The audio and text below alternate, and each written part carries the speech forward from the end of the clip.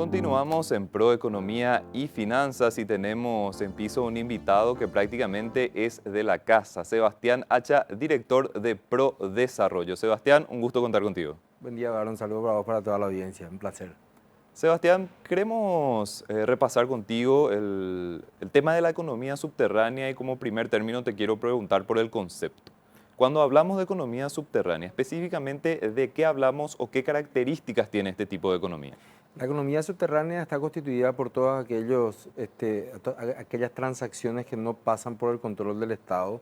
De una u otra manera, a veces pueden ser infracciones, no necesariamente delitos. Evasión impositiva, su declaración de IPS, no pago de multas, falta de pago de tributos municipales, hasta cuestiones que sí son ilegales, como el tema de tráfico de drogas, tráfico de armas, tráfico de personas.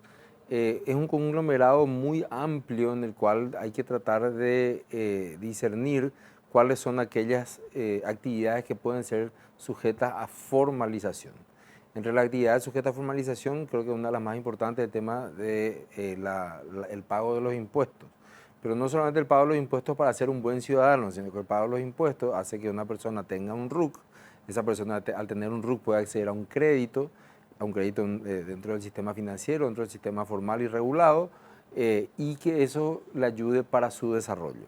Quienes no están dentro del sistema financiero hoy en día están acudiendo a préstamos usurarios. Y estos préstamos usurarios, hemos hecho un estudio de caso en el año 2021, el año pasado, en donde veíamos de que una persona que trabaja en un mercado público en el centro de Asunción pagaba una tasa de interés del 100% en 12 horas. Al llegar a las 5 de la mañana para preparar su comida en el mercado, ella tomaba un préstamo de 100.000 guaraníes. Al salir a las 5 de la tarde tenía que devolver al usurero 200.000 guaraníes. Esa persona está en la informalidad, obviamente. ¿Cuáles son los alicientes que desde la estructura del Estado se pone para esa persona? Es lo que empezamos a estudiar en un fenómeno que era hace 8 años alrededor de un 37% de equivalente al PIB, hoy subió a un 45% de equivalente al PIB. O sea, estamos hablando de 22.000 millones de dólares que pasan por debajo del control del Estado y por lo tanto pueden ir a actividades que sirven de sustento a esta señora, por ejemplo, pero también son la materia prima para delitos como lavado de dinero y los delitos conexos o precedentes, que son narcotráfico, tráfico de armas, todo lo que se maneja dentro del crimen organizado internacional. Sebastián, más allá de los números que ya comentaste, no sé si tienen forma de medirlo o por lo menos percibirlo, la economía subterránea también se va complejizando como ocurre con la economía formal, se va teniendo nuevas modalidades. ¿Cómo se tiene esa evolución o ese desarrollo en nuestro país? Todo lo que sea innovación en materia, por ejemplo, de tecnologías, hace que el control o el seguimiento de actividades hechas en negocios online y demás sea cada vez un poco más complejo. O sea, por ejemplo, ¿cómo regulamos el tema de las plataformas digitales que no están en el país? Se resolvió ponerle un impuesto y ahora están pagando un impuesto por el cual nosotros los usuarios no recibimos una factura porque en realidad quien factura no está en el país. Entonces lo que estamos pagando es a través de un medio de pago, tarjeta de crédito principalmente, una plataforma que estamos pagando pero que no nos sirve para deducir nuestros impuestos, por ejemplo. Esa es una de las principales, este es uno de los principales problemas de la transnacionalidad de este tipo de cuestiones. También todo lo que tiene que ver con fintechs, o sea, todo lo que tenga que ver con procesos de facilitación de préstamos y de envío de dinero, hoy en día es como que se tiene un temor y ante el temor lo que se plantea es prohibir, y cuando uno prohíbe lo que hace es generar un mercado negro. Entonces lo que tenemos que pensar es en una regulación que pueda incluir a estas plataformas, hacerlas más seguras y utilizar la misma tecnología para validar a sus agentes. O sea, la persona que presta tiene que tener un registro que sea fiable y el Estado que gestiona esta nueva realidad debería tener las herramientas para poder hacerlo. Yo no estoy diciendo nada nuevo, o sea, lo han hecho los países más desarrollados, pero nosotros seguimos todavía con una vieja escuela en la cual queremos tratar de regular con normas del siglo XIX transacciones que están en el siglo XXI y más allá. O sea, Hoy en día estamos hablando que las personas hoy pueden comprar a través de Internet productos que van desde medicamentos hasta autopiezas de repuestos para sus vehículos y no podríamos nosotros tener una base para poder, mucho más clara para poder hacer que este tipo de transacciones puedan tributar lo que se deben. A mí me parece que en realidad hay una especie, una suerte de modorra en cuanto a controles, en donde se está bien ya así con el universo controlado, porque de ese universo controlado obviamente uno va a ir a encontrar una declaración jurada que esté mal, un pago que se haya hecho fuera de forma, y uno vive de esas multas y más cuestiones. Hay un caso muy reciente en donde el hijo de un ministro de la Corte trabajaba en Itaipú, o sea, su salario precisamente no habrá sido el salario mínimo, y resulta que después que salta el tema, entonces la SED va a hacer una investigación. Entonces, tengo que pensar yo entonces que hay otros funcionarios de otras entidades binacionales o de la misma entidad binacional que todavía no están pagando IRP. O sea, estas son las cosas que generan una desigualdad en el trato con respecto al contribuyente y que afectan lo que nosotros llamamos la moral tributaria. Porque yo me planteo, ¿por qué yo tengo que pagar impuestos? Y ese es un planteamiento absolutamente válido. Es, hasta te diría legítimo. Ahora, antes encarábamos nosotros por el lado de que hay que pagar impuestos porque hay que sostener al mantenimiento de la sociedad. Y todo eso es muy lindo, genial, espectacular para el discurso, pero en realidad a la gente no le interesa. Esa es la realidad. Entonces, hoy cambiamos el enfoque y decimos, no, si te formalizas, vas a tener un crédito. Y no vas a pagar más del 100% en 12 horas, sino que vas a entrar dentro de instituciones financieras que están reguladas, que tienen tasas y plazos razonables para que vos puedas hacer crecer tu negocio, para que vos puedas vender. Entonces allí nosotros decíamos, lo que ocurre, decíamos, esto salió de discusiones, es que esa gente no existe. No existe para la realidad económica, como la economía subterránea. Entonces dijimos, bueno, vamos a llamarla programa Existo. Y empezamos con un caso de éxito que esperamos que así termine y tenemos todos los condimentos para poder hacerlo en la zona de La Chacarita, en la zona de Punta Carapá, donde hoy en día es un centro turístico cada vez más importante de Asunción, ahí donde nació con Asunción Flores, donde uno puede descubrir el primer barrio de Asunción. Resulta que eso trajo aparejado, como bien lo decías, la economía soluciona muchos problemas, una cantidad de emprendimientos en los que la gente tiene, desde servicios de tatuaje hasta restaurantes veganos. Ese es el scope que tiene hoy en día La Chacarita. Pero no tienen factura y de repente, como la gente, sabemos, muchos son turistas extranjeros o turistas locales que entran allí, tienen todavía ciertos temores para entrar a La Chacarita, hay un prejuicio con respecto a todo lo que ocurre en La Chacarita, no llevan billetera o llevan su teléfono donde pueden pagar quizá con QR o pueden pagar o llevan una tarjeta de crédito o de débito, pero ¿qué pasa? La gente no tiene POS. Y la gente no tiene POS porque no está bancarizada, no está bancarizada porque no tiene RUC, y no tiene RUC porque no tienen idea luego para qué sirve el RUC.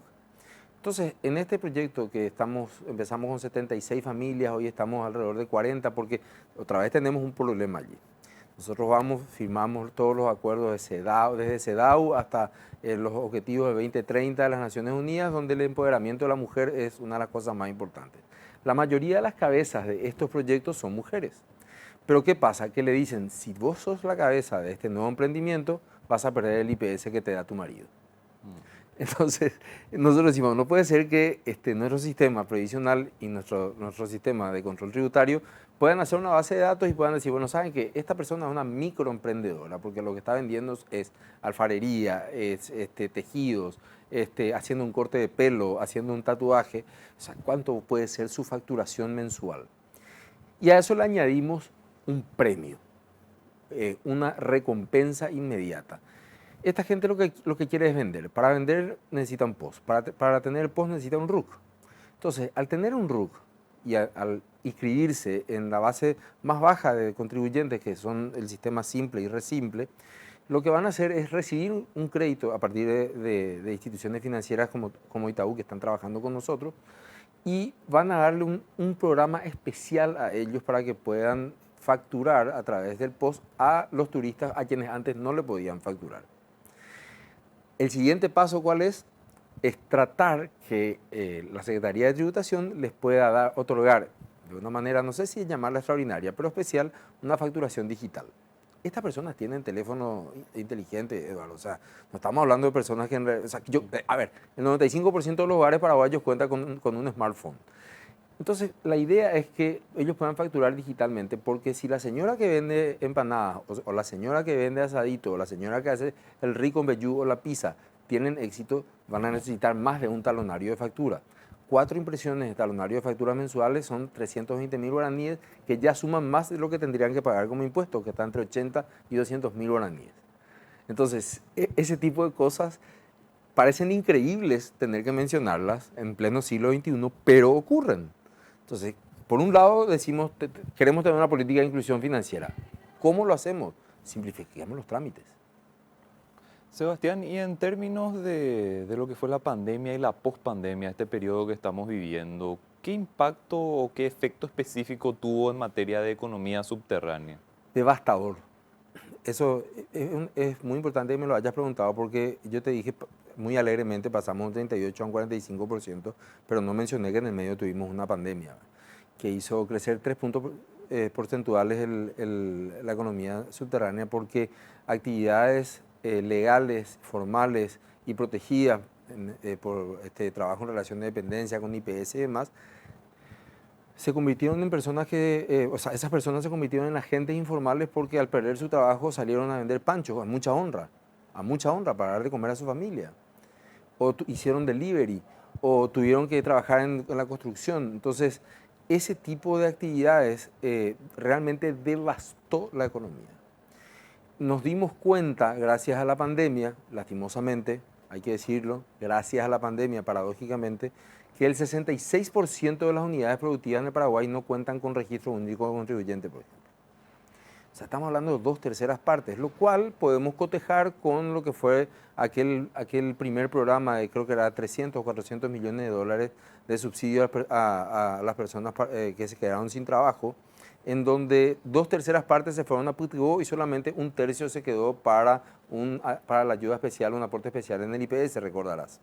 Entonces, ahí dijimos, bueno, en realidad esto tiene cierta relación entre las empresas formales, un 30% y piquito, y casi un 70% de empresas que no tienen registro de contribuyente, por lo tanto sería muy difícil que puedan inscribir a sus trabajadores en la previsional.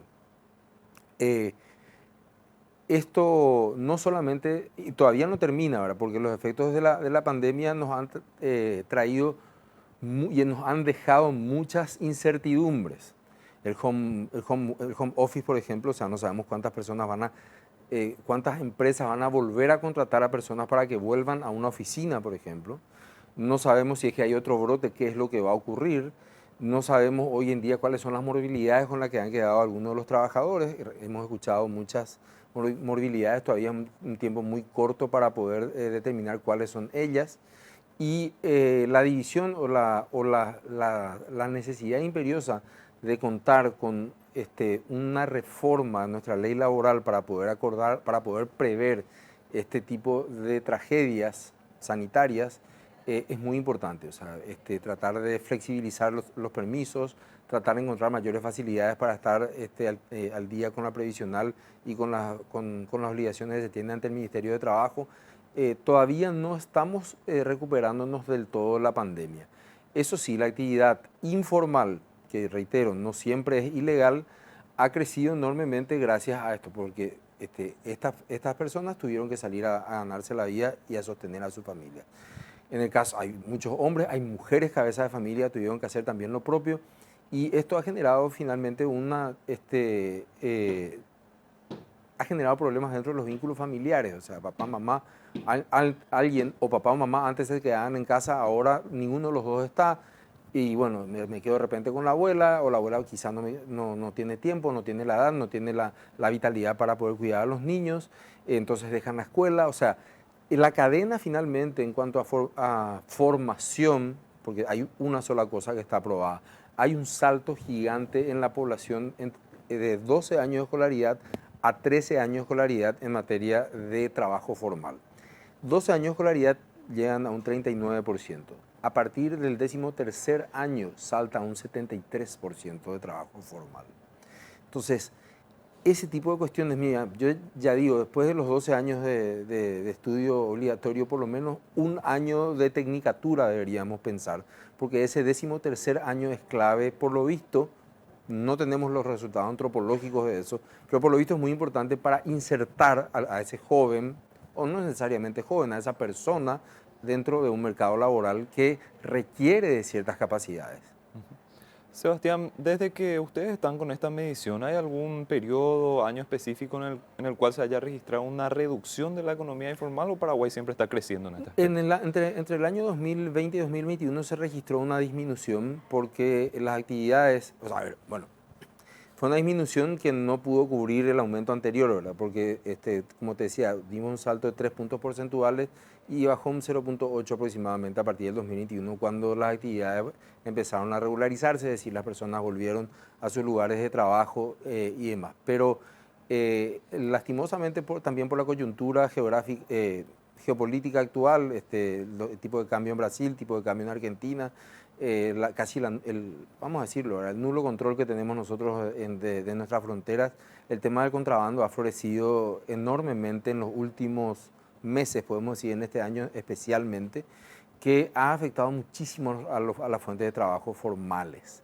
Y allí sí estamos en una zona muy, muy gris, ¿verdad? Porque el tema del contrabando es un tema que trae discusiones casi tan apasionadas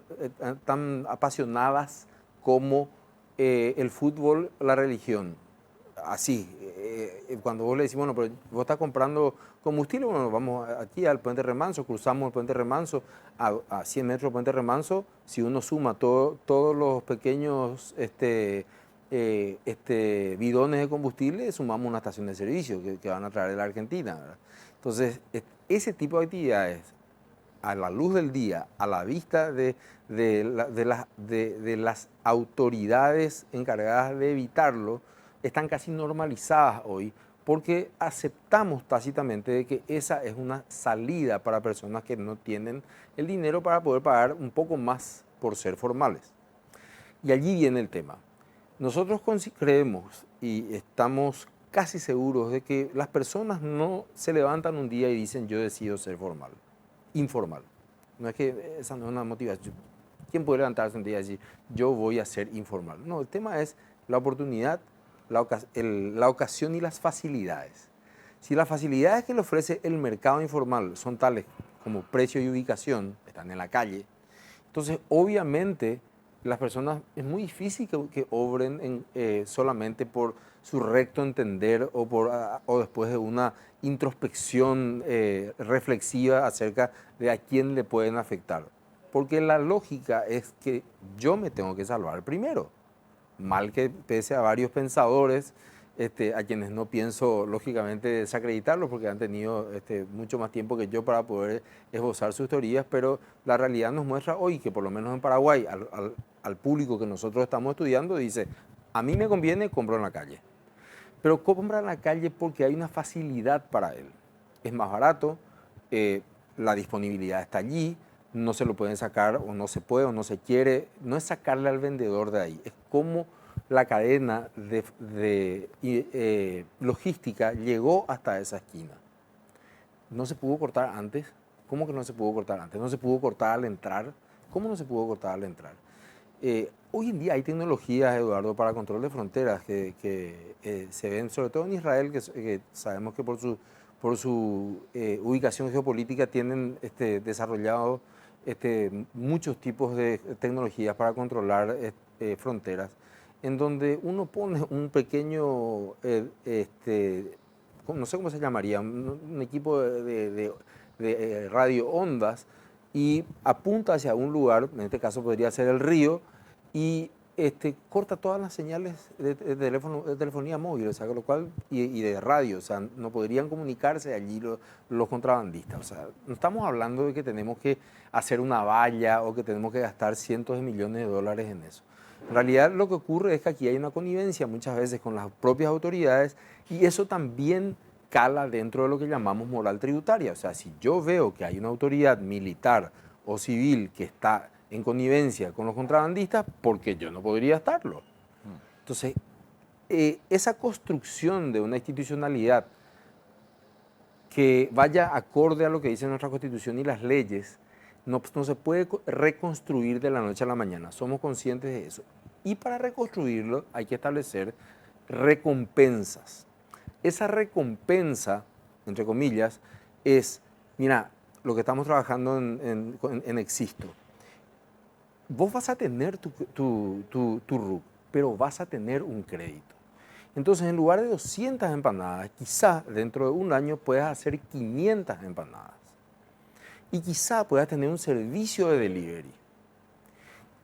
Esa proyección de crecimiento y la posibilidad de ahorro que también se tiene a futuro es lo que hace que la productividad se eleve.